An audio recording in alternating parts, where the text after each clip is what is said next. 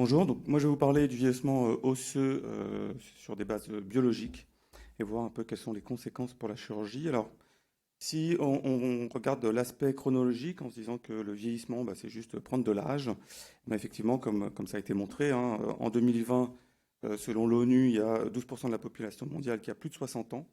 Donc définition de personnes âgées, selon l'ONU, c'est plus de 60 ans.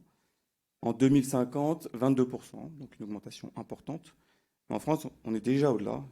En 2020, on est à 26,4% et pour 2050, 31,9% données de l'INSEE.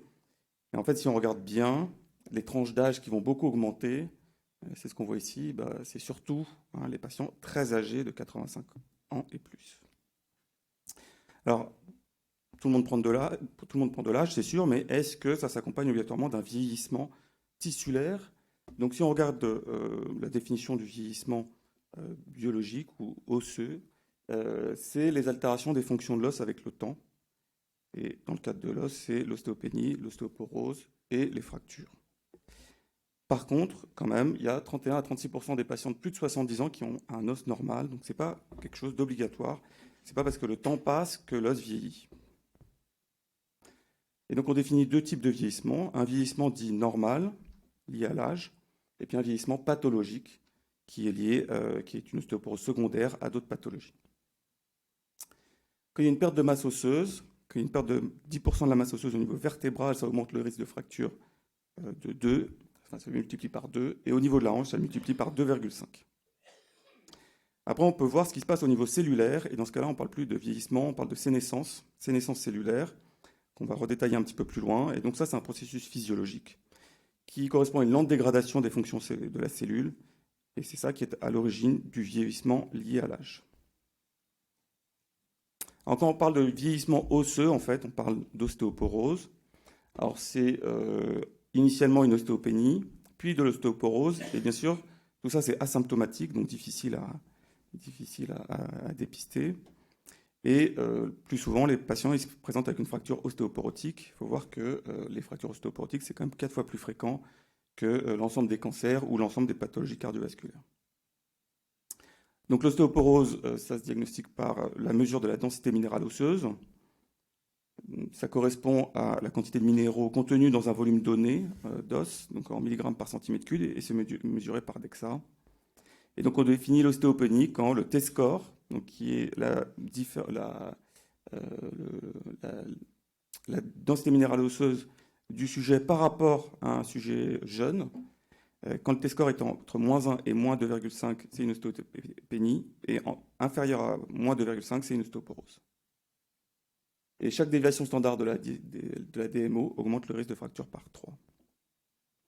Donc l'ostéoporose, on a vu qu'il y avait des ostéoporoses primitives de type 1, donc post-ménopausique, et de type 2 liées à l'âge, et puis les ostéoporoses secondaires, comme on a vu, liées à d'autres pathologies.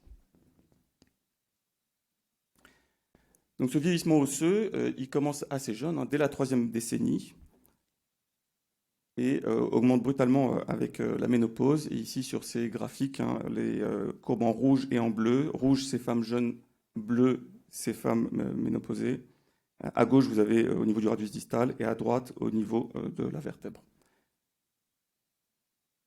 Donc ça correspond au niveau histologique et microarchitectural à une diminution du nombre de trabécules, à une diminution de l'épaisseur des trabécules et de la connectivité entre ces trabécules. Et au niveau de l'os cortical, il y a une perte d'os cortical avec une augmentation de la porosité de cet os cortical. Et il y a aussi une altération du système lacunaire canaliculaire, donc c'est là où se situent les ostéocytes. Et donc il y a une diminution de la densité des lacunes de 15 à 30%, et ça entraîne une accumulation des microfissures et de l'ostéoporose. Il y a une augmentation du nombre de lacunes vides, et dans ces lacunes, habituellement, il y a les ostéocytes, donc il y a une mort, une apoptose des ostéocytes, et une réduction des canalicules qui entraîne une réduction de la communication intercellulaire. Donc après, si on cherche à voir ce qui se passe au niveau cellulaire, donc un petit rappel sur le remodelage osseux, qui est le processus physiologique continu qui assure le renouvellement du tissu osseux endommagé, qui permet à travers le temps d'adapter l'os aux contraintes. Et donc ça correspond à un équilibre permanent entre résorption et formation, avec les cellules qui résorbent, qui sont les ostéoclastes. Donc dans un processus normal de résorption-formation, ça prend 2 à 4 semaines. des cellules qui produisent, les ostéoblastes, ça prend 4 à 6 mois, et puis des cellules qui régulent, les ostéocytes. Donc, comme on voit ici sur cette figure, on voit les ostéocytes enchâssés, les ostéoblastes qui produisent de l'os, les ostéoclastes qui résorbent, mais on voit aussi ce type de cellules dont on ne parle pas souvent, qui sont les cellules bordantes, qui sont des ostéoblastes inactifs, qui vont se positionner à la surface de l'os et attendre l'activation. Donc les ostéoclastes, ils s'occupent de la résorption, c'est des cellules multinucléées, dont l'origine est hématopoïétique et qui sont activées sous l'effet de principalement deux molécules qu'on appelle RANKL, RANK-ligand, et le MCSF. Les ostéoblastes produisent l'os, dérivent pas des mêmes tissus, dérivent de cellules souches hématopoïétiques et ne représentent finalement que 4 à 6% des cellules osseuses. Et c'est eux qui produisent la matrice ostéoïde, le collagène de type 1. Et eux, ils sont activés par la voie Wnt, donc WNT, et les BMP qu'on connaît tous pour avoir utilisé de l'inductose à une période. Donc une fois que ces ostéoblastes ont produit de la matrice, cette matrice après va se minéraliser, et les ostéoblastes vont soit devenir des ostéocytes, soit des cellules bordantes, ou alors ils vont rentrer en apoptose. Donc ces cellules bordantes, c'est ces cellules qu'on voit ici à la surface de l'os, qui sont des ostéoblastes inactifs, et qui vont pouvoir recruter les ostéoclastes ou empêcher les ostéoclastes de dégrader l'os s'il n'y a pas eu de signal pour venir dégrader l'os à cet endroit-là. Donc il faut que la cellule bordante s'écarte pour que l'ostéoclaste puisse venir résorber. Et les ostéocytes, donc c'est les cellules les plus fréquentes dans l'os, qui 42 milliards d'ostéocytes chez un adulte sain, et ils représentent 90% des cellules osseuses. Donc ils dérivent des ostéoblastes et ils ont une demi-vie très longue de plus de 25 ans. Et ils sont contenus dans les lacunes avec les prolongements cytoplasmiques qui sont dans les canalicules. Et ces prolongements cytoplasmiques sont sensibles à la pression. Et donc ils vont pouvoir réguler la résorption ou la formation. Et les ostéocytes, ils produisent de la sclérostine, on va voir un petit peu plus tard, et le MCSF et le RANK-ligand. Donc tout ça est régulé de manière paracrine, donc c'est les cellules locales qui vont produire pour activer des cellules locales. Et donc il y a deux voies qui sont importantes, c'est la balance RANK-ligand et ostéoprotégérine. Donc le RANK, c'est Receptor Activator of NF-κB, qui est présent sur les ostéoclastes. Et lorsqu'ils ont un signal qui est RANKL, qui est produit par les ostéoblastes, qui est à la surface des ostéoblastes, et bien ça va stimuler la maturation des ostéoclastes et leur activation.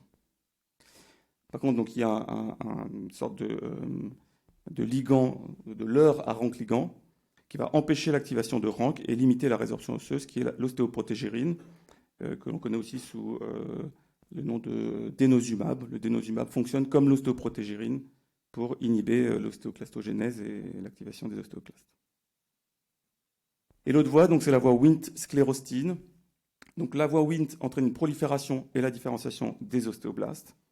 Et lorsque la sclérostine est produite, donc elle est produite principalement par les ostéocytes, donc ça va inhiber la voie Wnt.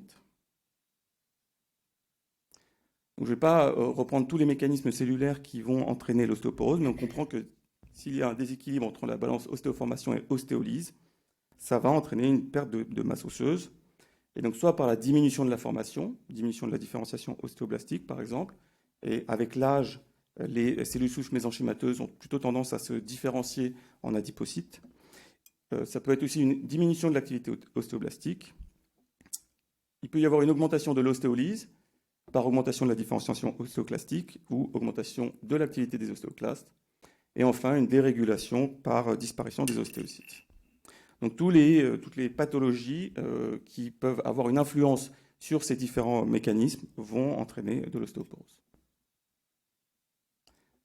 Donc maintenant, si on regarde le vieillissement normal lié à la sénescence cellulaire, quel que soit l'organe concerné, il y a cette sénescence cellulaire et ça a été défini il y a plus de 70 ans par Hayflick, qui a vu que les cellules in vitro, au bout de 50 à 70 divisions cellulaires, arrêtaient de se diviser. Et donc ces cellules sénescentes, elles ne rentrent pas immédiatement en apoptose, elles restent présentes. Il y a un arrêt du cycle cellulaire qui est irréversible, à la différence des cellules quiescentes qui peuvent réactiver le cycle cellulaire. Elles vont avoir une activité métabolique et lysosomale maintenue, Et donc elles vont progressivement augmenter de taille et elles vont produire tout un sécrétome qui est associé à leur phénotype sénescent avec des facteurs plutôt pro-inflammatoires, des métalloprotéinases, des chimiokines.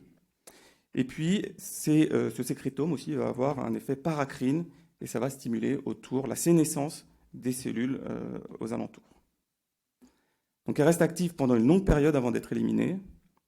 Et du coup, le vieillissement normal, on observe une accumulation de ces cellules sénescentes. Normalement, les cellules sénescentes devraient être éliminées par le système immunitaire, mais parfois elles ne sont pas éliminées. Et il y a beaucoup de recherches actuellement qui cherchent à voir pourquoi les cellules immunitaires n'éliminent pas ces cellules sénescentes. Qu'est-ce qui cause la sénescence cellulaire? Eh ben, on connaît tous cette histoire de télomère, donc on appelle ça la sénescence réplicative. Donc à chaque fois que la cellule se divise, il y a une diminution de la taille des télomères, et au bout d'un moment, une fois que les télomères sont terminés, il n'y a plus de télomères, la cellule devient sénescente. Il y a toute la sénescence cellulaire induite par le stress, ou SIPS. Donc ça, c'est les lésions de l'ADN, les agents génotoxiques, que ce soit radiothérapie, chimiothérapie, les radicaux libres de l'oxygène, des facteurs métaboliques. Il peut y avoir des altérations de la chromatine, donc tout ce qui est épigénétique, et puis des micro-ARN, et puis on a vu les SASP, donc ce sécrétome lié aux cellules sénescentes qui vont, de manière paracrine, entraîner la sénescence des cellules autour. Et donc du coup, actuellement, il y a des traitements qui sont développés pour essayer d'inhiber cette sénescence cellulaire ou de la faire disparaître. Donc il y a les sénostatiques qui vont inhiber ou moduler la voie des SASP, et les sénolytiques qui cherchent à éliminer les cellules sénescentes. Et donc il y a deux molécules actuellement qui sont beaucoup étudiées, le désatinib et la quercétine, qui sont actuellement essayées en combinaison. Donc dans l'os, l'ostéoporose liée à l'âge, c'est une ostéoporose primitive en l'absence de pathologie. Et donc il y a bien aussi une sénescence cellulaire dans l'os. Les ostéocytes et les cellules souches mésenchymateuses peuvent être sénescentes. Pour les cellules souches mésenchymateuses, ça va plutôt orienter leur différenciation vers des adipocytes. Et donc il y a des traitements en cours qui sont à l'essai. Alors pour les sénostatiques, c'est plutôt chez la souris que ça a été montré qu'il y a une amélioration de la microarchitecture osseuse chez la souris âgée lorsqu'on donne ce type de traitement, parce que ça inhibe les SASP. Et puis les sénolytiques, donc pour essayer de faire disparaître les cellules sénescentes, il y a beaucoup d'études précliniques qui montrent une efficacité, et il y a 2 études cliniques qui ont été débutées qui testent l'association d'azatinib et quercétine. Donc quelles sont les conséquences de cette ostéoporose finalement sur la chirurgie? Donc ce qui a été montré, c'est que sur les études de registre, il est préférable, après 50 ans, de mettre des tiges cimentées, puisque ça améliore la survie. En traumatologie, est-ce que cette ostéoporose augmente le risque de pseudarthrose? Eh bien, en fait, non. Si on regarde sur ce graphique, plus l'âge avance, plus le risque de pseudarthrose diminue. Donc, probablement lié à l'épidémiologie des fractures du sujet âgé, qui ne sont pas des fractures aocinétiques, moins des fractures ouvertes. Mais finalement, ce n'est pas des patients qui ont une pseudarthrose. Par contre, ce qui a été observé, c'est qu'il y a une baisse de la force d'arrachement des vis, quel que soit le type de vis, corticale, 2,7, 3,5, spongieuse, les vis verrouillées, pédiculaires, cervicales, toutes les vis ont été essayées. Et avec de l'ostéoporose, ça diminue la force d'arrachement des vis. Donc pour la chirurgie du rachis, il faut savoir que plus de 50% des femmes de plus de 50 ans ayant une chirurgie du rachis ont de l'ostéoporose, et plus de 70% des patients qui viennent pour une chirurgie du rachis ont soit une ostéopénie, soit de l'ostéoporose.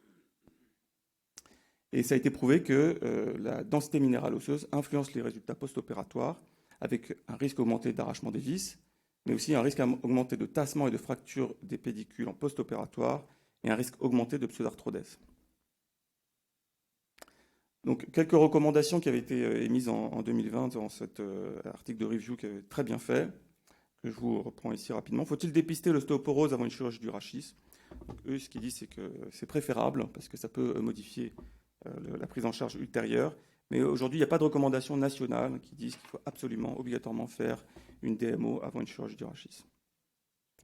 Est-ce qu'il faut traiter l'ostéoporose avant une chirurgie du rachis? Ce qui montre, c'est que les études qui ont analysé le tériparitide en post-opératoire pendant 6 mois, ça permettait d'améliorer la fusion en cas de PELIF ou TELIF, et ça a amélioré la fusion en cas d'arthrodèse lombaire postérolatéral instrumentée. Est-ce que ça a des conséquences sur les techniques chirurgicales? Oui, ce qui est proposé, c'est qu'il valait plutôt mieux positionner les vis proches des plateaux vertébraux pour diminuer le recul des vis. Et puis, on a vu sur les 15 dernières années beaucoup de modifications sur la forme des vis, la taille des vis coniques, les types de filetage, double filetage, vis en titane, des vis qui peuvent s'expandre. Voilà, et puis, bien sûr, les vis qui peuvent se cimenter, qui montrent une augmentation de la force d'arrachement jusqu'à 348%, et puis une amélioration du taux de fusion. Voilà, je vous remercie.